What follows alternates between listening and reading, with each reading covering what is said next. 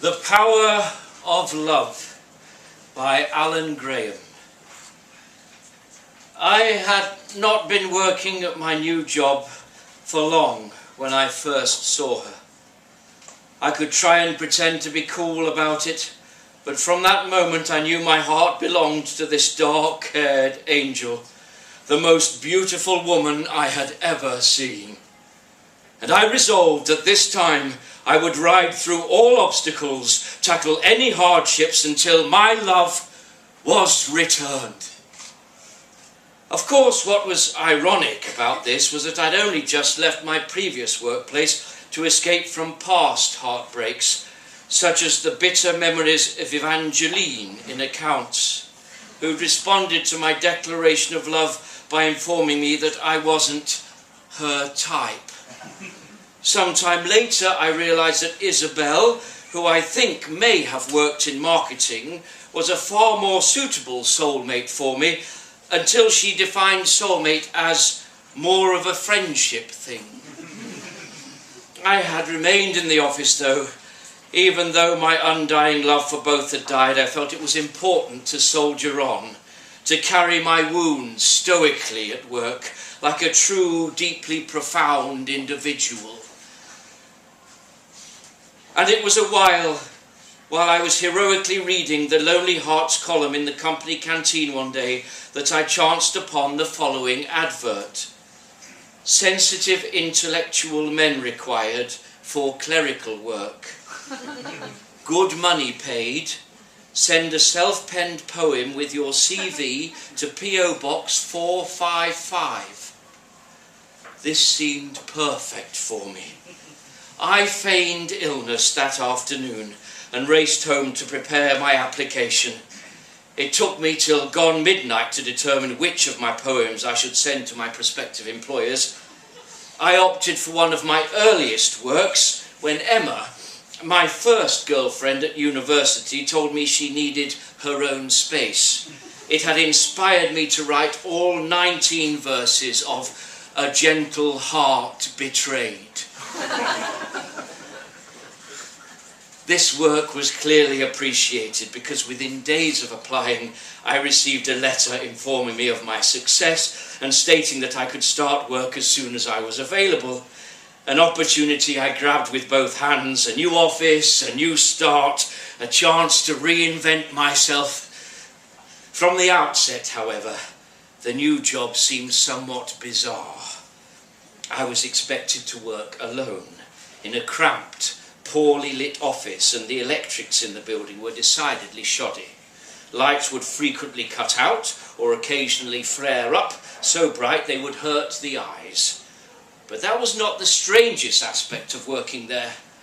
Every morning at 7, a young lady entered my office with a pile of papers that required cataloguing. And then at 5, another young lady would arrive and collect them. Only the work never took more than 2 hours to complete. I was beginning to seriously worry what I might do to fill the spare time.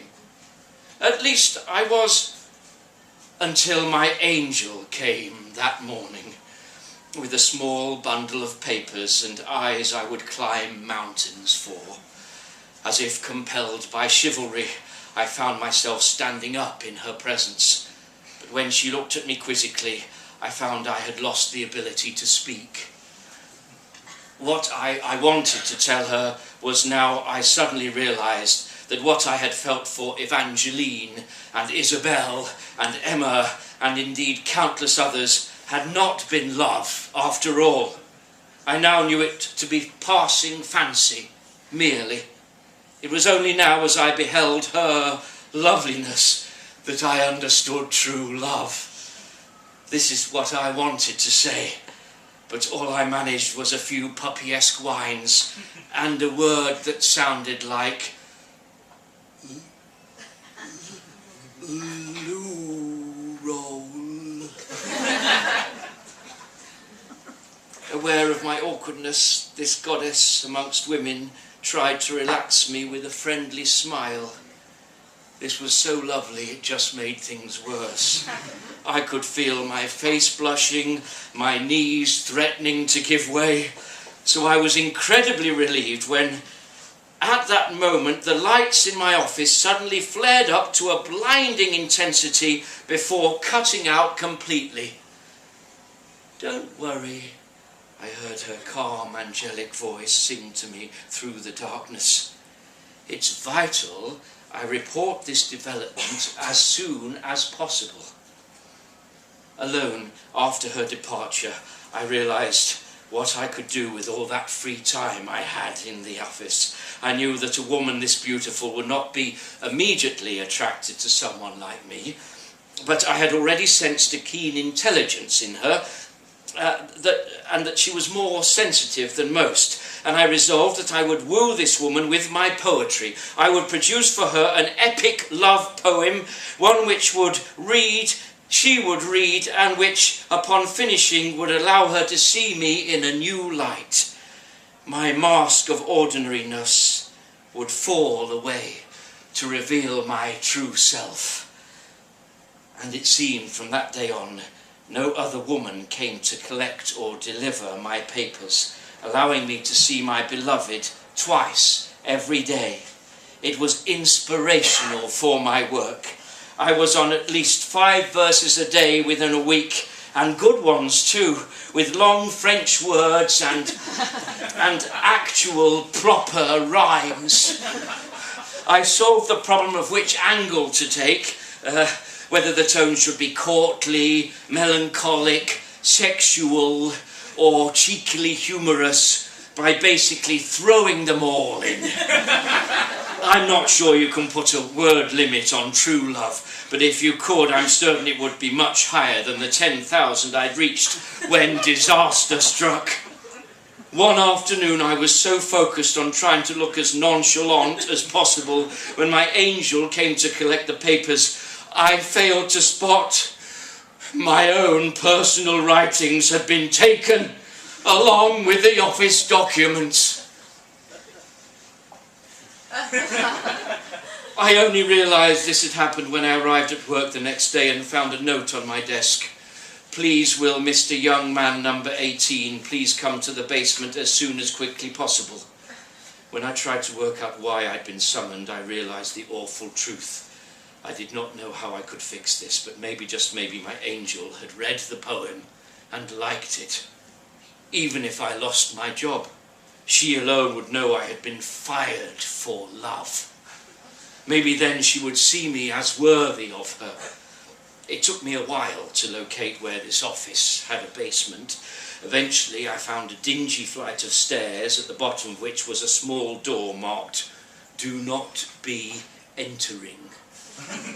Hesitantly, I descended the stairs and stood outside the door. I could hear a strange, loud buzzing noise from the other side. I paused, listening to it. Then I heard something else, something much worse. I heard a voice, my angel's voice, and she was reading my poem aloud. Panic took over, and before I knew what I was doing, I burst through the door. I was about to shout something when I saw a sight that robbed me of my ability to speak. There in the centre of the room was the source of the buzzing, a large glass sphere, the size of a van, full of shimmering colours. Bolts of electricity seemed to be arcing from it in all directions. But the next thing I saw was even worse. Standing next to the sphere, speaking into what looked like a large gramophone horn, was my angel, reading my very own words. It was all too much. I heard her speaking the part of my poem where I rhymed tryst with "do not know that I exist." And then everything went black.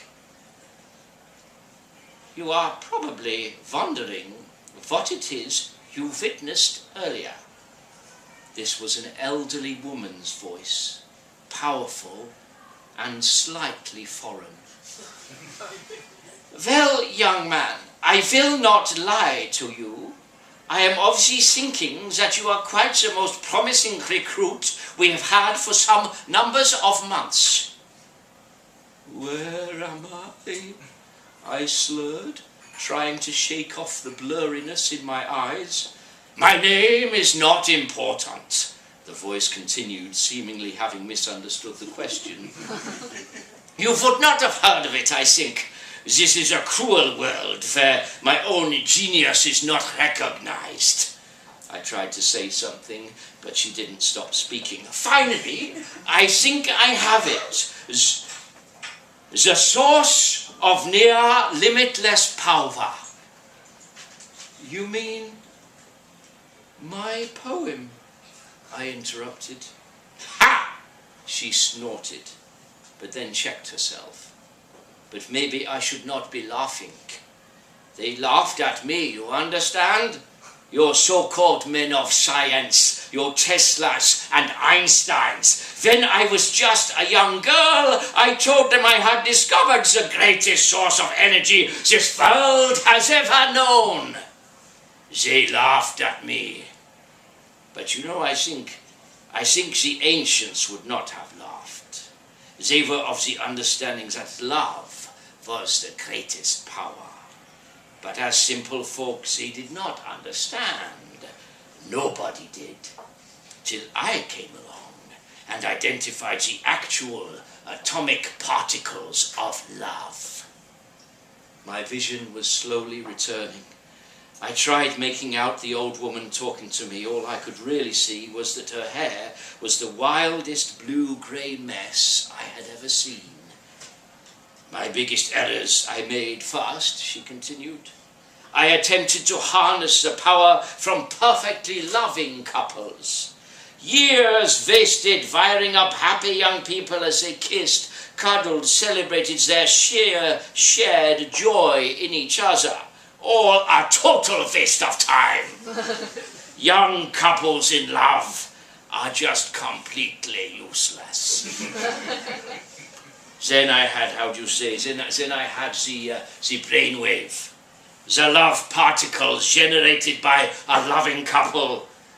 Their bonds are just ridiculously tightly packed together. No energy can hope to escape. But what if there was no bond? What if the love particles came from one party only? Energy wildly flying into the ether. And this world is so full of the lovelorn. These particles, these unrequitans, I would not be wasting of them. I would harness them. And you saw it. It cannot be denied. I felt her jab my side with one of her bony fingers. This sharp pain gave me the focus to finally stand up. Angrily, I delivered the only response I could. This is monstrous. You would ignore this? She retorted. You would waste all this energy. No, not my poem. Not her poem. I turned and fled, out of the basement, out of the building, into the cold street outside. I began walking away as fast as I could. Wait! Wait! I heard a voice behind me. My angel's voice. Please don't leave. I'll miss you in the office. I couldn't help but pause. You will? Of course, she smiled. Just forget about that crazy old woman. Come back and we could still see each other. I could come round to your office every few days. We could eat lunch together. I couldn't stay angry now. I had the prospect now of more time with her. Face to face. maybe this would be my chance. There's so much we could talk about, so much I could tell her. And then she smiled at me and took my hand, and we walked back towards the building. And in all the windows above us, the lights burned brighter than they'd ever burned before.